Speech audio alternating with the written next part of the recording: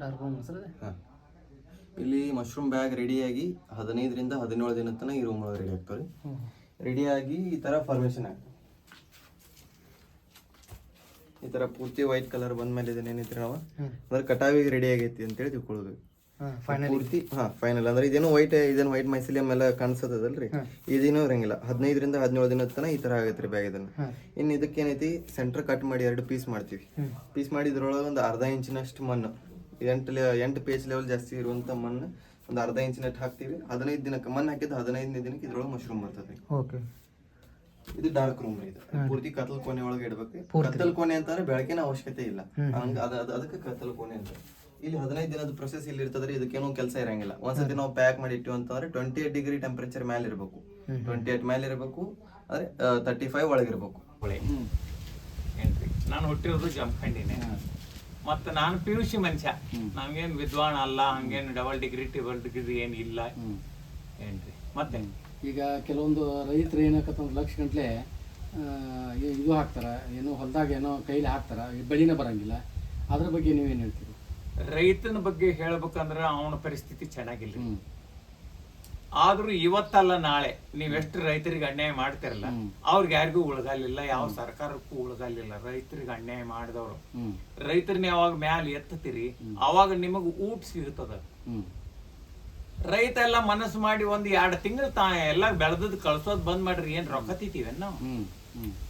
ಈಗ ಹೆಂಗ್ ಪೆಟ್ರೋಲ್ ಸಿಗೋಲ್ದಲ್ಲ ಯುದ್ಧ ನಡೆದಾಗ, ಹಂಗಾಗಿ ಬಿಡ್ತದ.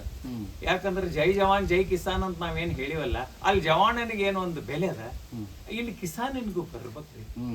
ಇಲ್ಲ ಅಂತ ನಾವು ಬೆಂಬಲ ಬೆಲೆ ನೋಡ್ರಿ. ನಾನು ಸಣ್ಣವಿದ್ದಾಗ 3 ರೂಪಾಯಿ ಪೆಟ್ರೋಲ್ ತಂದಿನ, ಆಗ 6 ರೂಪಾಯಿ ಹಾಲ್ ಮಾಡ್ತಿದ್ದೆ, ರೈಟಾ?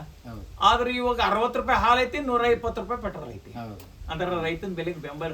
ಮತ್ತ ಅದರೊಳಗು ನೀರ್ ಎಟ್ ಹಾಕಿ ತಂದಿವೋ ತರ ಕರೆಕ್ಟ್ ಹಾಲ್. ಮತ್ ಚೇಂಜ್ ಮಾಡಿ ಕುಡಿಯಕ್ ತಾವ ನೀರ್ ಹಾಕೊಂಡು ಕುಡಿತಾರ. ಮತ್ ಹಂಗಿದ್ದಾಗ ರೈತಗೆ ಯಾವಾಗ ಬೆಂಬಲ ಬೆಲೆ ಸಿಗುತ್ತದ, ಅದಕ್ಕೆ ರೈತರಿಗೆ ನಾ ಶಾನ್ಯಾರಾಗಂತ ಹೇಳ್ತೀನಿ. ಹೆಂಗೆ ಇಂಥವ್ ಏನಾದ್ರು ನಾವು ಬೈ ಪ್ರಾಡಕ್ಟ್ ಮಾಡುವಂತ ಹೊಸ ಹೊಸ ಆವಿಷ್ಕಾರನ ಹುಡುಕ್ಬೇಕು. ಈಗ ಆ ಬೆಳೆಗೂ ಮುಸ್ಲಿಂ ಬೆಳೆಗೂ ಏನು ಇದು ಅಜಗಜಾಂತರ ವ್ಯತ್ಯಾಸ ಅದ. ಅದಕ್ಕೆ ಭೂಮಿ ಬೇಕು, ಆನಂತರ ನೀರ್ ಬೇಕು, ಆಮೇಲೆ ಗೊಬ್ಬರ ಬೇಕು, ಏನ್ರಿ ಎಲ್ಲ ರೈತರಿಗೆ ಗೊತ್ತಿರುತ್ತದ. ಅದೆಲ್ಲ ಬೇಕು. ಅದು ಇದಕ್ಕೆ ಯಾವುದೂ ಬೇಕಾಗೋದಿಲ್ಲ, ಬರೀ ವಾತಾವರಣ ಮೇಲೆ ಬೆಳೀತದೆ. ವಾತಾವರಣ ಬಿಟ್ರೆ ಇದಕ್ಕೆ ಏನು ಇಲ್ಲ ಏನ್ರಿ. ಒನ್ಸ್ ಆ ಟೈಮ್ ನೀವು ಸ್ಪ್ರೇ ಪಂಪ್ಲೆ ನೀರು ಸ್ಪ್ರೇ, ಅದು 15 ದಿವಸದ ನಂತರ ಏನ್ರಿ ಒಳ್ಳೆ ಬೆಳೆ ಅದ. ಆ ನಂತರ ಬೆಳೆಬಹುದು. ಮತ್ತದು 1 ರೂಪಾಯಿ ಹಾಕಿದ್ರೆ 3 ರೂಪಾಯಿ ತಗೊಂಡು 4 ರೂಪಾಯಿ ಆದಾಯ ಬರುತ್ತೆ. ಆ ರೀತಿ ಯಾವ ಬೆಳೆ ಒಳಗೂ ಬರಲ್ಲ. ಈಗ ಕಬ್ಬು ಬೆಳಿತೀವಿ, ಎಲ್ಲ ಮಾಡ್ತೀವಿ, ಫ್ಯಾಕ್ಟ್ರಿ ಅವ್ರಿಗೆ ಸ್ಟ್ರೈಕ್ ಮಾಡ್ಕೋತ ಕುಂದಿರ್ಬೇಕು, ಬೆಂಬಲ ಬೆಲೆ ಕೊಡ್ರಿ ನಮಗಂತ ಹೇಳಿ. ಮತ್ತೆ ಅವೆಲ್ಲ ಫ್ಯಾಕ್ಟ್ರಿಗಳು ಯಾರು ಅದಾವ? ಎಲ್ಲ MLA MP ಮಂತ್ರಿ ಅವ್ರು ಇರ್ತಾವ.